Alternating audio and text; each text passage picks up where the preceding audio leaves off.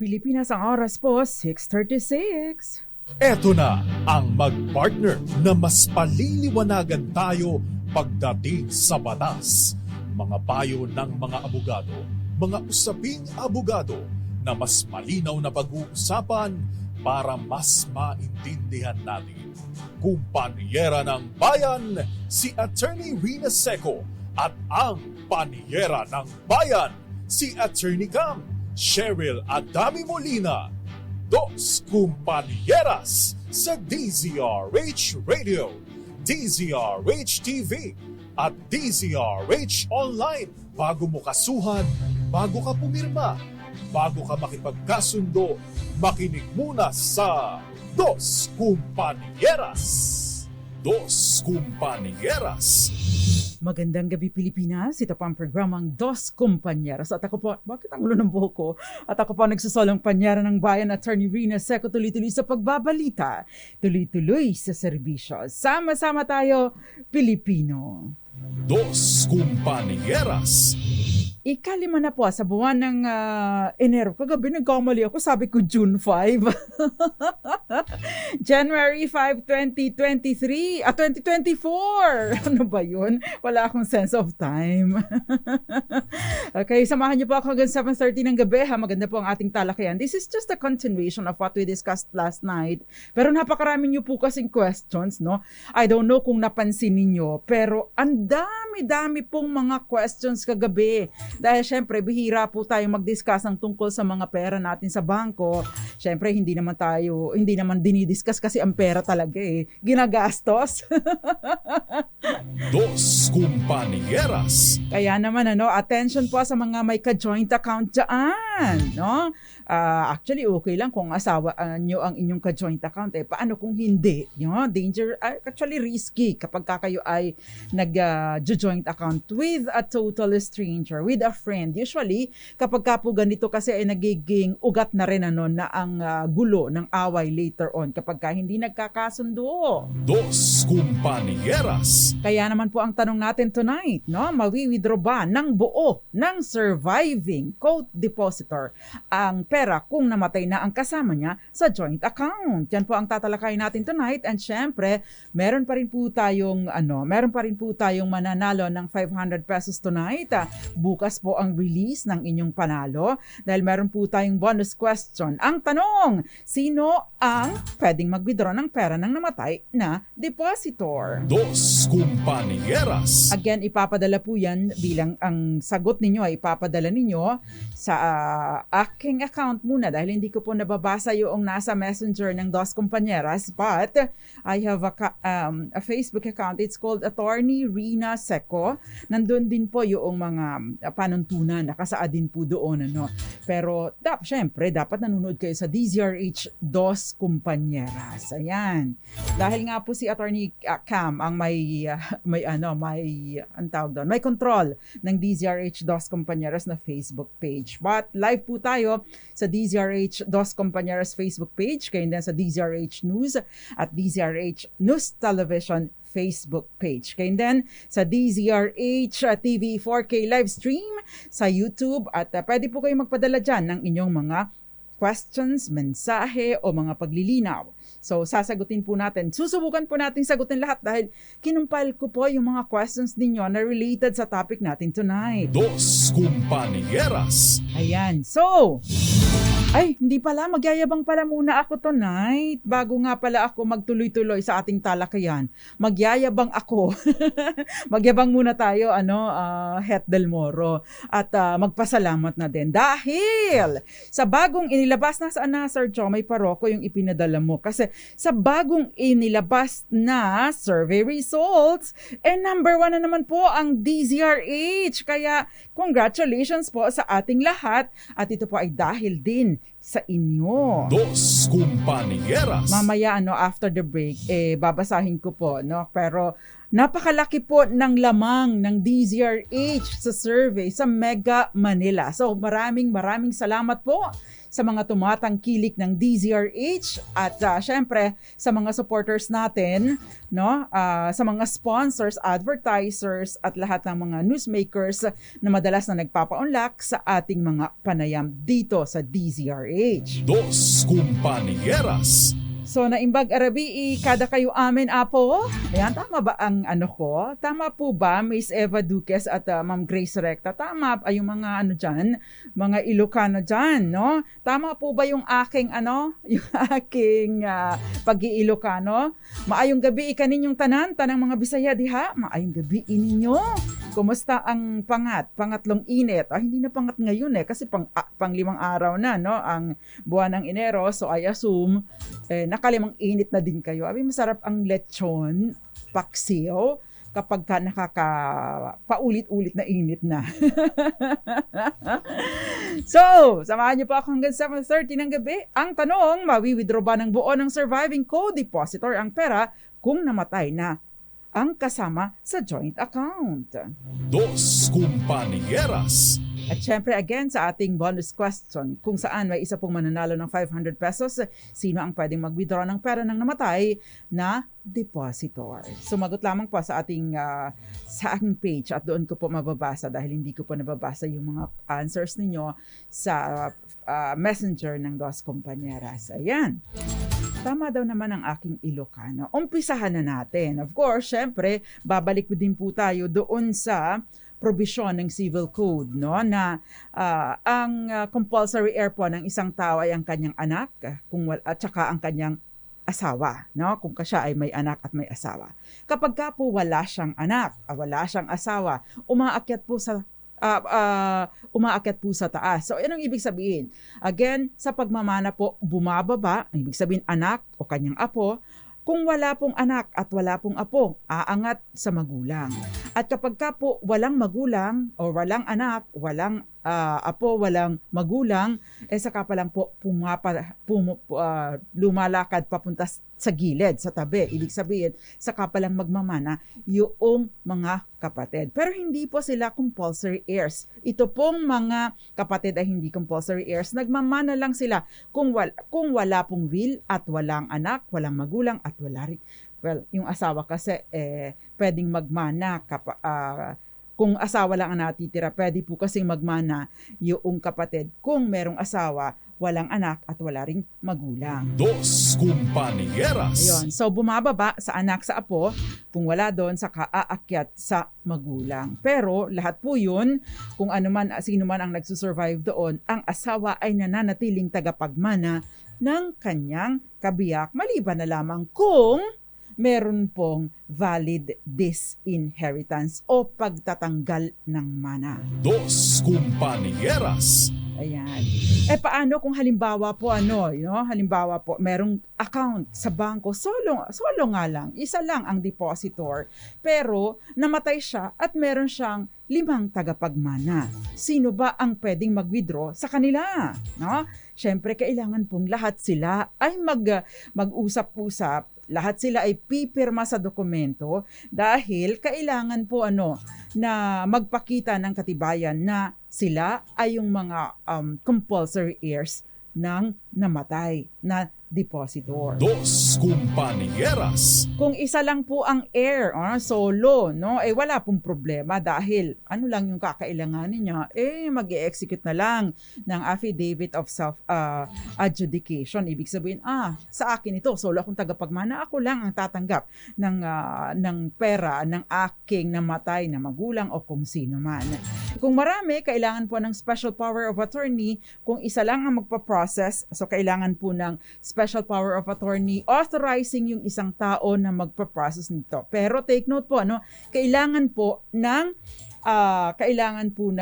pirma ng lahat ng mga compulsory heirs o lahat ng mga tagapagmana. Dos Compañeras. By the way, ang bangko po ay walang pakialam kung paano ninyo hahati-hatiin ang pera. i-release lang po ng bangko ang pera ninyo kung nakakomply kayo sa mga requirements. Ano po ito? Binanggit na natin ito the other day. Syempre, unang-una kailangan yung death certificate, no? Death certificate ng account holder or ng may-ari ng account. Pangalawa, syempre patunayan din po ninyo na kayo yung kanyang mga compulsory heirs sa pamamagitan ng ano. Syempre papakita ninyo yung PSA, no? PSA document.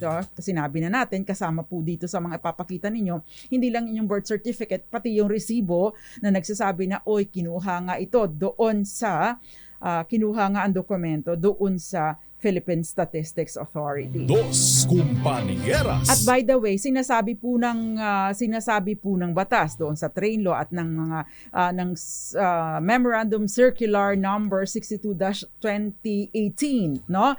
Nakakailanganin po na kumuha kayo ng estate tin. Anong ibig sabihin nito? Tax Identification Number. Paano halimbawa, attorney, nagtatrabaho itong namatay, no? Halimbawa, nanay ko namatay, teacher siya nung araw, meron na po siyang tin, yun na po gagamitin namin. Hindi po yun ang gagamitin ninyong tin. Ang gagamitin po ninyong tin or Tax Identification Number ay bago kukunin ninyo yung estate tin na specifically para lamang doon sa pagsisettle ng kanyang mga ari-arian. In short, yung old tin ng namatay nung siya ay nabubuhay pa ay hindi po ninyo magagamit dito sa settlement of estate or even sa pagkiklaim or pag-withdraw ng pera ng namatay sa bangko. Ang kakailanganin po ninyo ay yung tinatawag na estate tin na maari po ninyong i-apply, no, sa BIR, at I heard na meron na pong online application ng tin ngayon. Dos Compañeras. Now, ang tanong, attorney, paano kung halimbawa naman yung mga kapatid ko sila na lang, no, nag-execute sila ng affidavit o ng authorization or special power of attorney na nagsasabi na sila lang yung mga tagapagmana. Ako hindi na isali, no? May mahahabol po ba ako, no?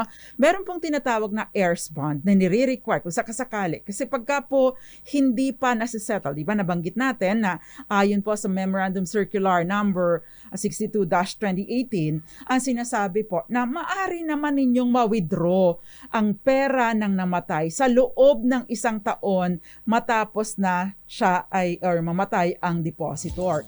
But kailangan po na magpakita or meron kayong anong tawag doon? Meron kayong tinatawag na heirs bond. Ano ba yung heirs bond? Yung heirs bond po ay nire-require, no? Para siyang sasagot sakali pong merong mga preteritated or yung mga na-deprive o hindi nabigyan, no, na mga tagapagmana ng namatay o beneficiaryo din ng namatay. Dos Compañeras. So halimbawa po, mayroong pong tatlo yung mga magkakapatid na nagsabi na kami lang yung tagapagmana ni tatay, no? Mayroon palang kapatid, no, na hindi nila ina-acknowledge o kaya naman ay itinakwil nila na wala namang valid. Syempre sinasabi natin yun pong takwil ay wala pong epekto pagdating sa manahan, maliban na lamang kung meron pong tinatawag na valid na disinheritance, which of course napaka-stricto po ng civil code pagdating sa disinheritance. Dos Compañeras. So kung 4 na magkakapatid, tapos 3 lang nagsabi na kami lang to, no? Wala kami, 3 lang kami magkakapatid, kami lang ang may karapatan dito. Yung isa, syempre itinago, no? Pwede pong mahabol, no, within 2 years nitong napagkaitan na tagapagmana ng account holder. Dos Compañeras. Kaya importante po halimbawa kung kayo ay may interest at yung iba ay nauna na nagki-claim, dapat inaalam po ninyo yung mga detalye ng account. Ano yung account number, magkano yung nilalaman nito. Maaari naman po ninyo itong makuha sa bank kasi nag-i-issue naman po sila ng certification. Basta of course, subject doon sa mga requirements, kasi may kanya-kanya pong requirements ang bangko So yun po ang susundin ninyo. Kasi meron po tayong bank secrecy law, meron din po tayong umiiral na Data Privacy Act na kailangan din po namang i-comply ng mga bangko. Dos Compañeras. Again, yun pong napagkaitan doon sa pera ng depositor dahil naunahan na alerto 24 ang ibang mga anak. Pwede po kayo mag-claim doon sa heirs bond, no?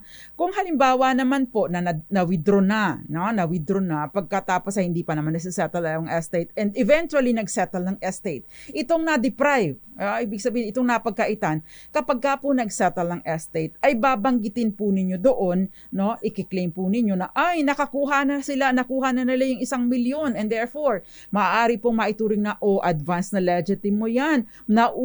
Paunang mana mo na yan and therefore, dapat ay i-compute yan, no? Bilang bahagi na ng inyong mana and therefore, maaring doon sa isi-settle na estate, mas mababa na ang makukuha ng taong nakatanggap na or nag-claim na doon sa bangko. Dos Compañeras. Ayan. Take note, yung estate TIN, Estate Tax Identification Number na different, distinct, iba pa doon sa TIN noong nabubuhay pa ang namatay. Ayan.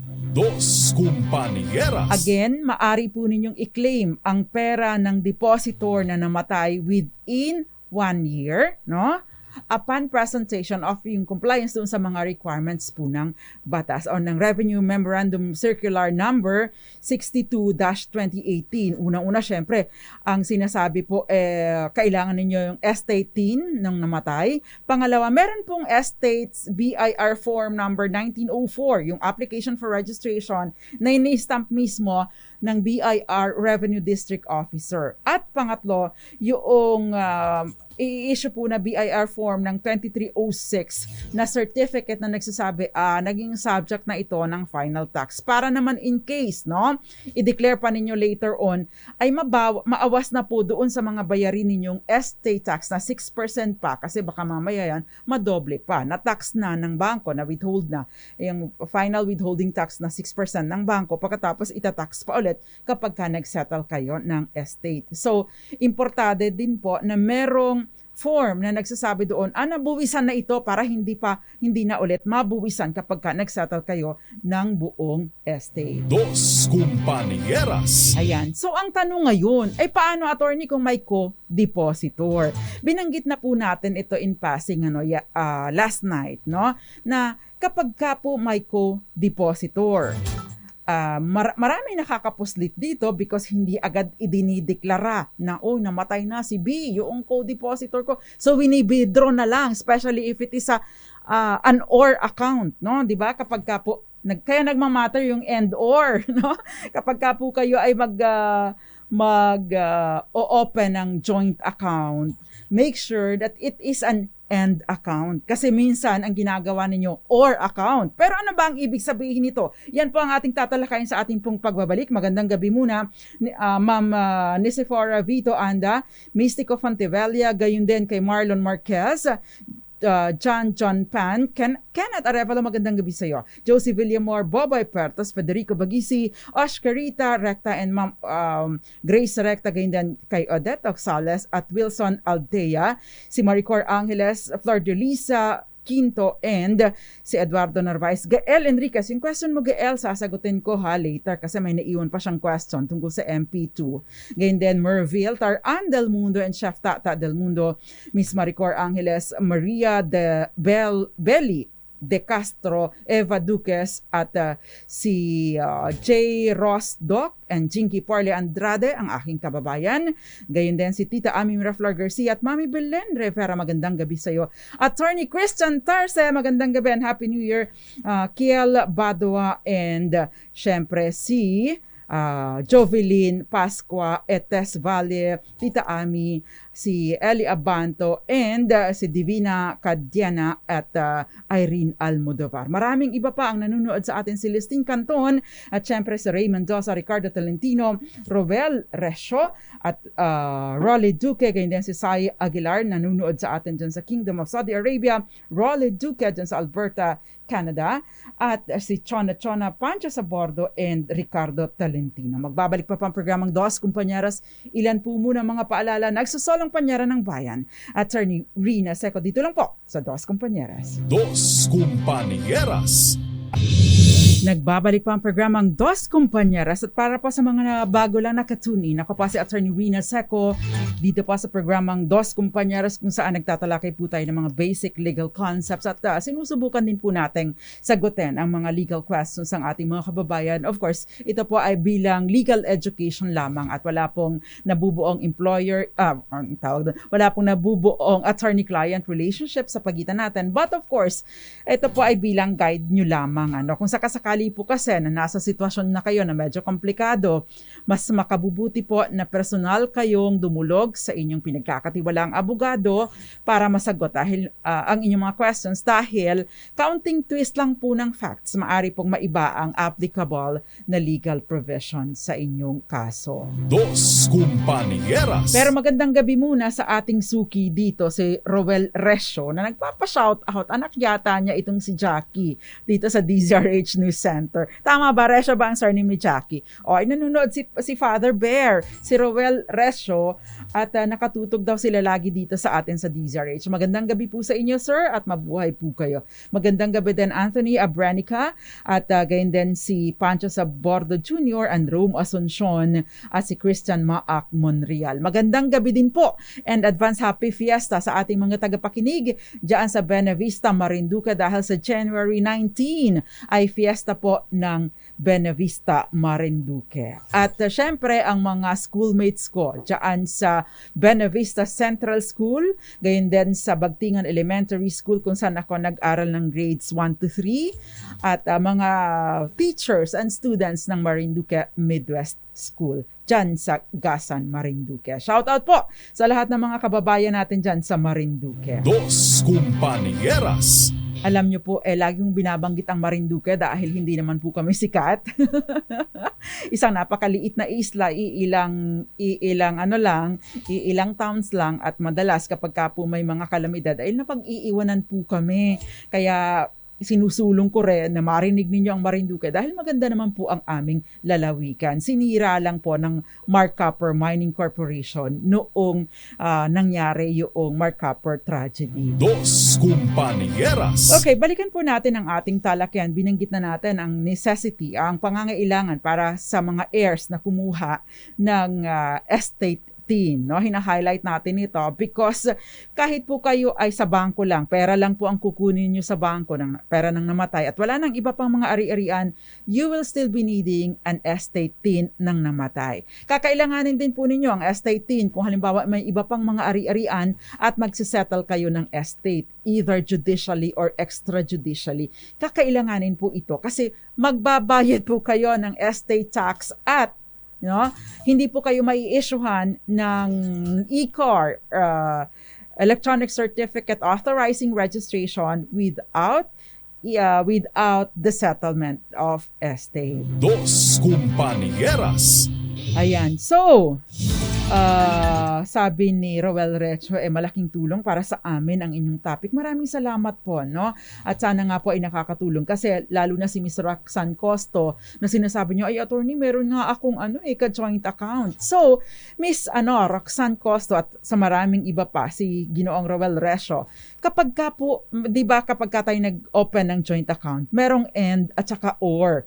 Kapag ka or, kahit sino sa inyo pwedeng mag-withdraw. Kahit hindi kailangan pumirma yung ka-joint account ninyo. Pero kapag ka-end, at ito po ang tatandaan ninyo, mas maganda, no? Mas maganda po na end account. Bakit?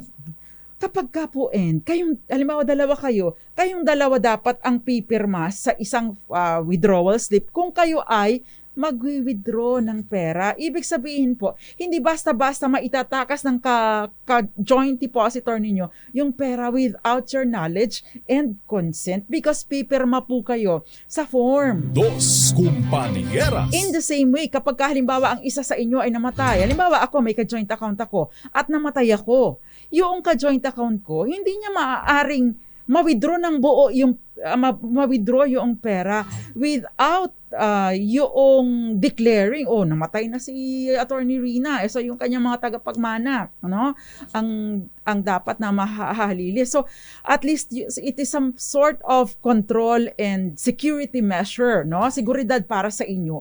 Otherwise, no, maitatakas ng inyong ka-joint account ang buong pera ninyo. Dos Compañeras. So, sa tanong na, no, mawi-withdraw ba ng buo ng surviving co-depositor ang pera kung namatay na ang kasama sa joint account?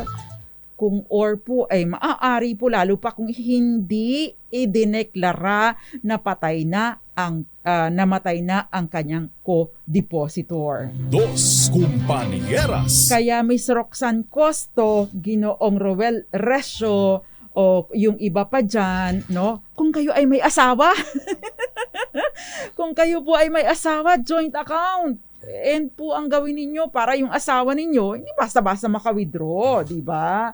Ayan. Dos Compañeras. Okay, pero sabi ni Ma'am Grace Recta, kahit or ang account, kailangan pa rin na i-comply ang requirements ng bank before train law, that is, and upon issuance of the car ng BIR. Tama po kayo dyan, Miss Grace Recta. Magandang gabi po, Jessie May Lavizares, at syempre si Miss Violeta Zambrano. Joseph Gulmatico, magandang gabi po sa inyo. Sabi nyo, naku, sorry naman, at late ako, okay lang po yun. Pwede din po ninyong i-replay para po mahabol ninyo or yung mga na-miss ninyo ay pwede po ninyong mabalikan. Sabi ni Kenneth, sinusupla niya yung sabi kong example ko na halimbawa ako namatay. Lahat naman tayo dadating doon, una-unahan lang yan. Dos Compañeras. Okay, no. So binanggit na po natin na nag-a-apply yung compulsory heirs kapag ka merong mga ganito, merong namatay, no? Yung compulsory heirs ang automatic na papasok at kukubra ng pera noong namatay na co-depositor. Wag lang sanang mangyari naka-end account kayo pagkatapos hindi ipinaalam na nawala na kayo at kinubra na lahat ang inyong pera. So, Fiesta Material, tandaan mo yan. Ayan. So, meron pong question dito si Neddy De Los Santos. Attorney, ganito, nagsettle na kami ng extrajudicial. Yun pala, may savings account yung kapatid ko na hindi po namin naisama. Nako, yan po bang published newspaper? Pwede ba namin gamitin yung dating newspaper na na-publish na? Dos Compañeras. Nako, kapag ka po ganito, importante po whether you are settling it judicial or extrajudicially, lahat ng mga ari-arian ng namatay, isasali na po ninyo. Bakit? Kapag ka po may na-miss kayo, magpapapublish ulit kayo. Bakit? Hahanapin po kasi doon po sa publication, tawag doon, dinidetalye po kasi doon So, sinabing, itong joint account na to, itong account na ito, deposit sa bangko na ito, hindi pala naisali. So, magpapapublish po ulit kayo. Ang purpose po ng publication is to notify the public. O sino mang, sabi nga, to whom it may concern, sino man ang meron pang karapatan na maghabol sa naiwan ng namatay, ay para po notified siya. Yun. So, yun po ang purpose naman. Kaya, kailangan pong magpapublish ulit na covering naman yung na-miss doon sa unang publication. Kaya, mahal po magpapublish. Kaya, dapat po na may inventory kayo at aralin po ninyo mabuti kung nasama na ba lahat. Otherwise, magpapapublish po kayo ng iba pa. Dos Compañeras. Ay, ang Maricor Angeles ay napatingin agad. Miss Maricor, pwede mo naman akong i-or sa inyong account. Miss Tricia, sabi niya ganun, my mother died po with shares of stocks. Pwede ba namin ibenta na lang na hindi pa settled ang estate? Basta po magkakasundo kayo ng inyong mga kasama. Dadaan din po kayo sa proseso na may mga requirements po na hihilingin, no? Yung nag-issue, yung issuer nitong stock certificate na ito. And syempre, kailangan po ninyong patunayan talaga na kayo nga ang mga tagapagmana. Ayan. Dos Compañeras. Merong question dito, paano po kaya, attorney, kung yung rural bank nagsara na may deposit kami doon? Ay, nako, eto na. Ay, merong December of 2023, merong rural bank na ipinasara, di ba? Ang Bangko Sentral ng Pilipinas, Joel, no? Magkano ba ang pera mo doon sa rural bank na ito? Bakit? No? Tandaan po ninyo, wag po kayong magko-concentrate ng pera sa iisang account na lalagpas ng kalahating milyong piso. Bakit? Abay, sabi po kasi sa batas ay ang insurance po para sa kada account ay hanggang kalahating milyong piso lamang. So kung 1,000,000 po ang inyong pera sa bangko sa isang account, pagkatapos ay na-bankrupt, no, nagsara ang bangko, ito naman po ay insured sa Philippine Deposit Insurance Corporation, PDIC. Pero ang kino-cover po nito hanggang kalahating milyong piso lamang. So kung may 1,000,000 kayo na nakatenga sa iisang account, pag po nagsara ang bangko, yung kalahating milyon lang po ang makukuha ninyo. Yung kalahating milyon, goodbye, pasensya na. Naglahong parambula na lang. Dos Compañeras. Kaya po makakatulong na i-spread out ninyo yung pera ninyo. Huwag niyong i-concentrate sa iisang account. Pangalawa, mas maganda na din, ay i-invest ninyo. Magtira lang kayo ng pwedeng pang emergency, kung may gusto kayong bilhin, the rest, i-invest ninyo para kumikita ang pera niyo. Kasi lugi kayo kapag ka-deposit lang, bakit? Abay, magkano lang naman ang kinikita ng pera sa bangko, di ba? Napakaliit. Dos Compañeras. Okay, magandang gabi po, Christian Maak Monreal, taga Malayak Mugpog, Marinduque. Magandang gabi po dyan sa mga taga Mugpog, gayon din sa mga taga Santa Cruz at Torrijos, Marinduque. Si Henry, ito po ay question kagabi. Sabi ni Evelyn, Attorney, paano po nakaka-apekto yung unpaid mortgage dun sa net estate ng deceased? No, yung pong unpaid mortgage, syempre, yung babayaran, yung pagkakautang, mababawas po doon sa net estate. Ibig sabihin, kasama po mabababa po yung estate na magiging subject ng taxation. So makakababa din po yun. But of course, dapat din yung bayaran yung hindi nababayaran. Dos Compañeras.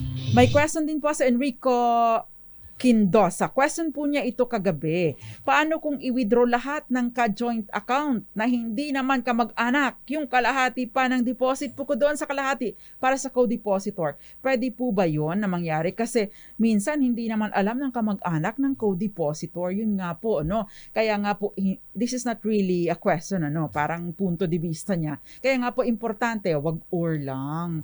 Kailangan po ng end para mas medyo may measure din kayo security ng inyong mga tagapagmana. At kung kayo naman po ang may account, syempre, ipaalam din po ninyo sa inyong mga kaanak or meron man lang kayong, kumbaga, file or record ng inyong mga account, ng inyong mga ari-arian, especially, kapag ka po oras ng peligro, hindi sinasadya, bigla kayong nawala, hindi naman nangangapa ang inyong mga tagapagmana sa paghahagilap kung ano yung mga ari-arian ninyo. Dos Compañeras. Kaya Joan Labaw, gumawa ng mga inventory yung mga ari-arian. At least kahit man lang meron kayong diary, journal, o meron kayong file na makikita kapag halimbawa in case of sudden na pagkawala ninyo, merong mahahanap or makikita ang inyong mga kaanak, ang isawa, anak, o ang inyong tagapagmana na ito pala yung mga ari-arian ni Rina Seco, lupa sa paso, gano'n, di ba? O may account, merong laman na 500 piso, kaya lang napakahirap kasi kung napakarami mo pang rikotitos, di ba? Sabi nga sa dami rikotitos kaya nga po dapat nakaplastar lahat, sabi pa ng mga Bisaya, na pinaplansya ang lahat. Dos Compañeras. Laging may, sabi nga ni Ma'am Grace Recta, dapat may hinahabilin, hinahabilin sa pinagkakatiwalaan natin. Ay make sure lang na mapagkakatiwalaan yung pinaghahabilinan ninyo, di ba? Ito si Ma'am Orsolita Arago. Question din po ito kagabi. Sabi niya, I am single, no child. My parents are both dead. May 3 surviving brothers. If mag-execute ako ng holographic will, yung holographic will po, yung sulat kamay na yung tinatawag natin last will and testament for one of my nieces, may habol po ba ang brothers ko? No? Kung ikaw po ay single, walang anak, syempre wala kang asawa, wala kang anak, wala ka ring apo, wala ka na ring magulang, ikaw ay wala ka ng compulsory heir. Ang kapatid mo ay magmamana lamang in case na wala kang maiwan na will. Yung tinatawag nating intestate succession. Ibig sabihin, mapupunta lang sa mga kapatid mo yung mga ari-arian mo kung wala kang iiwan na will. Pero kung mag-iiwan ka ng will, sasabihin, binibigay ko sa lover ko, sa niece ko, o sa kung sino man, sa aking helper, ang aking mga ari-arian, wala pong mahahabol ang inyong kapatid, provided na, of course, valid ang pagkakagawa ng inyong will. So kung holographic, may petsa, merong nandoon, malinaw yung disposition ninyo, yung pagpapamigay ninyo ng mana, at syempre, meron pong pirma ninyo. Dos Compañeras. So the answer is wala pong habol basta't valid ang will. Dahil kapag po single ang tao at wala na siyang compulsory heir, walang anak, walang magulang, may kalayaan na po siyang ipamigay kahit kanino ang lahat ng kanyang mga ari-arian. Ang mga may compulsory heirs lang po ang merong mandato, ang batas na nagsasabing kalahati ng property mo i-reserve mo sa iyong mga compulsory heirs, no? Yun lang po yun. Dos Compañeras. Okay, meron pong question dito si Maria Cristina Sevilla. I don't know kung ito'y classmate ko nung high school, pero ang pangalan niya ay Maria Cristina Sevilla. Paano kung yung namatay ay walang naiwan na will, walang anak? Paano po makiklaim, no? Yun pong again, kung walang anak, magulang, no? Kung wala nang magulang, yung kapatid. But of course, kailangan mag-establish ng kanyang, mag-execute sila ng mga affidavit, no? Na sila yung next in line, na susunod ng mga tagapagmana ng namatay. Dos Compañeras. Now we proceed po, bago tayo mag-pause for commercial, kasi may question dito si Gael Enriquez kagabi. As promised, lahat po ng mga questions ay in-screenshot ko yung kagabi para po naman hindi sayang ang inyong efforts, no, sa pagnunood sa atin. Okay, may question dito. Yung pera na nasa MP2 savings, babawasan ba if mamatay ang may-ari? Yung MP2 po, yung sa pag-ibig, di ba? So kapag ka po ganito, yun pong kasing, unang-una, iisa-isahin natin. Kapag ka po namatay ang MP2 account holder, may savings, ay kukunin po ito ng members beneficiaries. Pero dahil ito po ay bahagi na ng kanyang estate, magiging subject po ito sa buwis. Ilan? 6%. Dos Compañeras. Pero ito po ay kung kukunin ninyo agad, no? Kung halimbawa ay kukunin ninyo na hindi pa nasisettle ang estate. Pero kung kukunin po ninyo na settled na ang estate, no?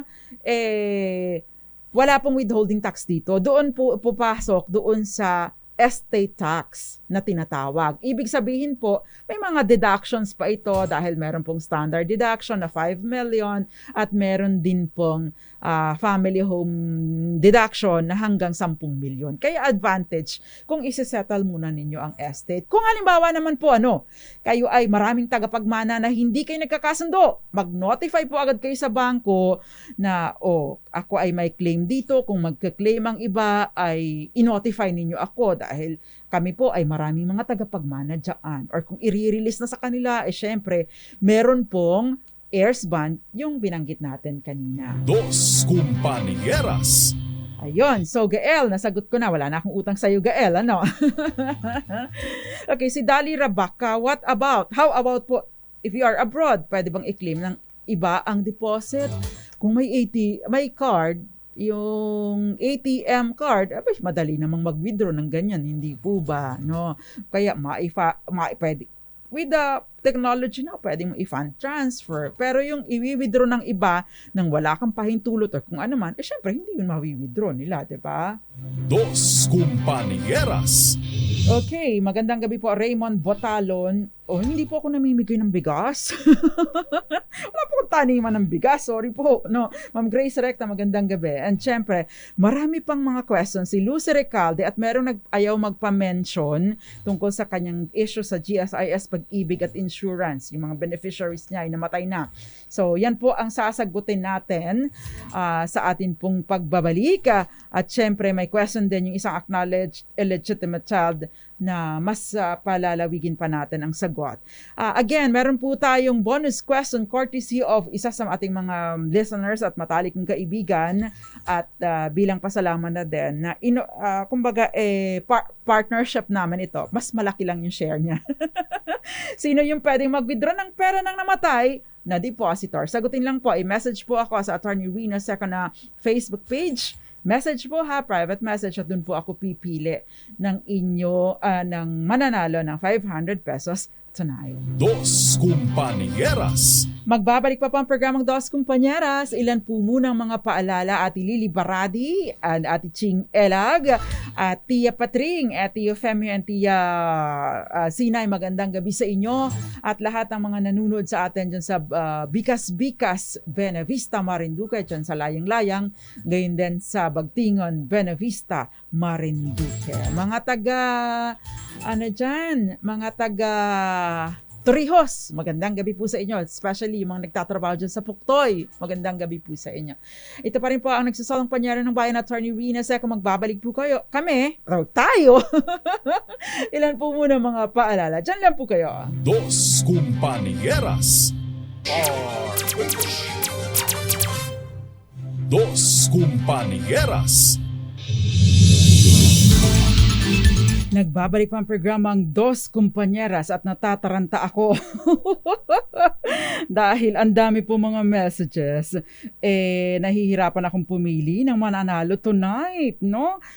Syempre, kino-confirm ko din po kung nakasuporta man lang kayo sa atin, ano? Kasi yung iba, seasonal lang ang pagpanunood. Syempre, we would prefer, no, na bilang reward na din sa ating mga loyal listeners, na we would prefer na yung mga loyal listeners talaga ang at lagi nakasuporta, naka-follow, naka-like man lang sa page natin, ang mananalo, no?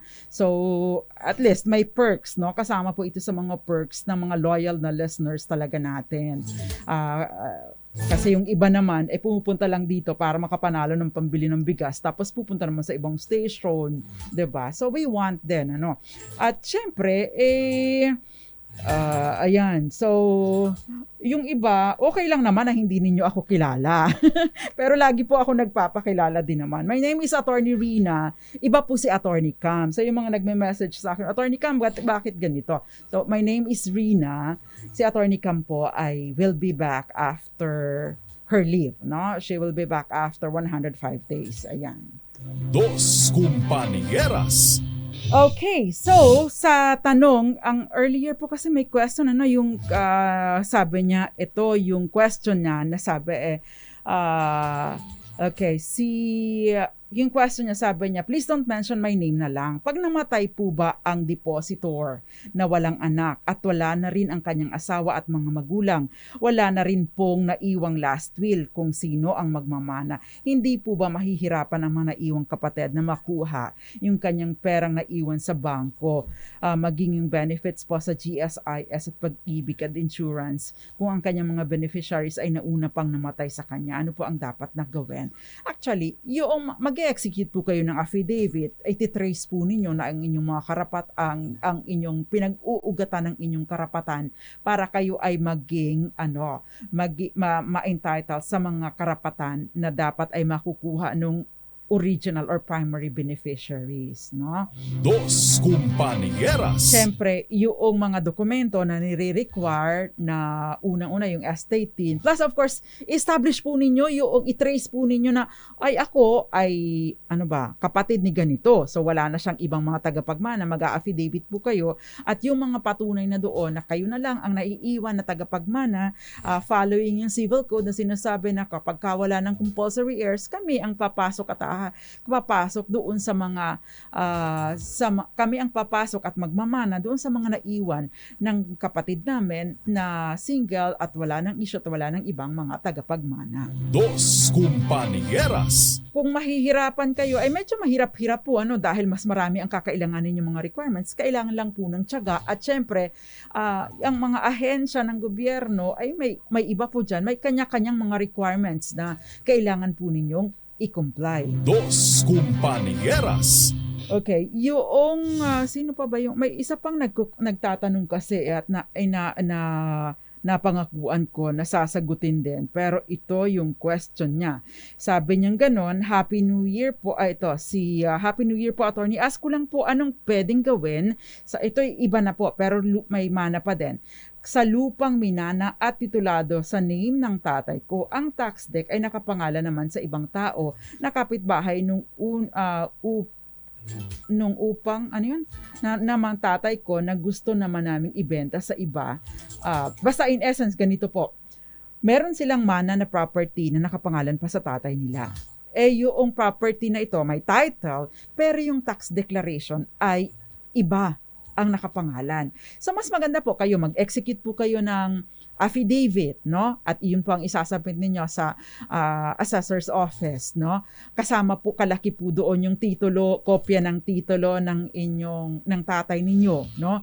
Pero mas maganda na isettle muna ninyo yung estate para kung sakasakali diretso na po sa inyo yung pangalan doon sa tax declaration, no? Syempre kakailanganin po ninyong i-establish na hindi kami ang nagmamay-ari nito by virtue of yung pagmamana namin at narito yung titulo. So isettle po ninyo yung estate, i-provide po ninyo yung mga kailangan po kasi ng proper documentation, patunay na kayo nga ang nagmamay-ari nito at hindi yung nakapangalan doon sa tax declaration. At kailangan din yung ma-establish na walang naging transaksyon sa pagitan ng tatay ninyo at ng taong nakapangalan or pinapangalanan doon sa tax declaration. Dos Compañeras. Kasi baka mamaya meron po siyang deed of sale.